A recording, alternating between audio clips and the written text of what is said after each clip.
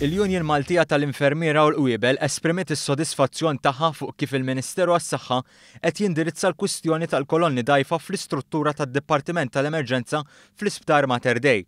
Fi stqarrija, il-Union qalet li kellha numru ta' laqgħat mal-Ministru għas-Saħħa Konrad Mizzi fil-preżenza tas-Segretarju Parlamentari Chris Fearn kif ukoll mal-infermiera u professjonisti li jaħdmu fil-qasam tas-saħħa.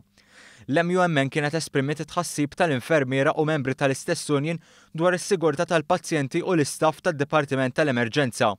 Il-Union apprezzat il-fatt li kemm il-Ministru Mizzi kif ukoll is-Segretarju Parlamentari Fearn offrew spjegazzjoni dettaljata tar-riżultati li ħarġu minn 3 laboratorji indipendenti.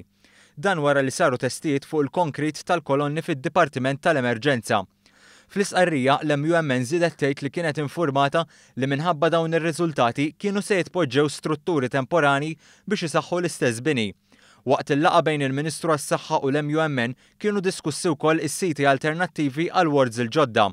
Il-Union Maltija tal-Infermiera u l-Qwiebel temmet tgħid li l-Ministru għas-Saħħa iggarantixxa wkoll li jsiru laqgħat fil-futur meta r-riżultati tal-konkrit użat tal-pedamenti tal-bini ikunu disponibbli. Il-Ministru Mizzi assigura lill-istess Union li l-passi neċessarji se jittieħdu bilan li s-sigurtà tal-pazjenti u l-istaff tkun issalvagwardjata.